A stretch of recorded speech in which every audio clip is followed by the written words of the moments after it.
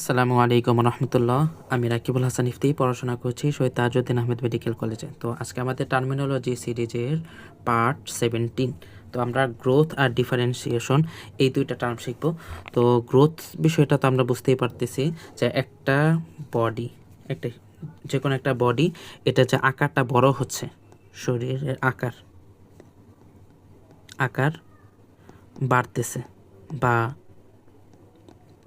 কোষের সংখ্যা বা কোষ সেল এগুলো কি বাড়তেছে। তো এই বৃদ্ধি পাওয়ার যে প্রসেস এটাকে আমরা বলতেছি, এই ব্যাপারটাকে আমরা বলতেছি হচ্ছে গ্রোথ। আর ডিফারেন্সিয়েশন কি, এটা কিন্তু ম্যাথের ডিফারেন্সিয়েশন না। তো জিনিসটা বুঝি আগে, কতগুলো কোষ প্রথমে সেম ছিল, ঠিক আছে, সেম ছিল, পরবর্তীতে তাদের নিজস্ব কিছু বিশেষ বৈশিষ্ট্য আসে।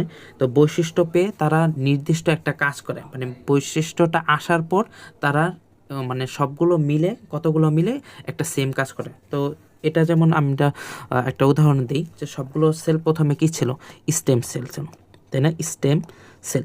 এর পরবর্তীতে দেখা গেল যে এখান থেকে কি আসতেছে, nerve cell. Nerve cell, nerve cell কী করবে, যে সিগন্যাল দেওয়ার যে কাজ করে, তাই না। এর পরবর্তীতে যদি মাসেল সেল, মাসেল সেল আসতেছে, মাসেল সেলের কাজ কি, কন্ট্রাকশন করবে, তাই না।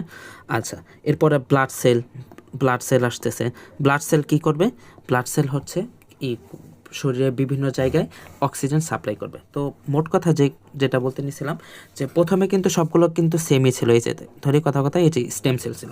তো পরবর্তীতে তাদের নিজস্ব কিছু স্পেশাল বৈশিষ্ট্য আসলো, এই যে যেমন ধরে নার্ভ সেল আসছে, মাসেল বা ব্লাড সেল ইত্যাদি ইত্যাদি বৈশিষ্ট্য আসার পর তারা একটা নির্দিষ্ট সার্টেন একটা কাজ করতেছে। যেমন নার্ভের ক্ষেত্রে আমরা যেটা বললাম সিগন্যাল, পরে মাসেলের ক্ষেত্রে কন্ট্রাকশন, ব্লাডের ক্ষেত্রে অক্সিজেন কি বহন করা।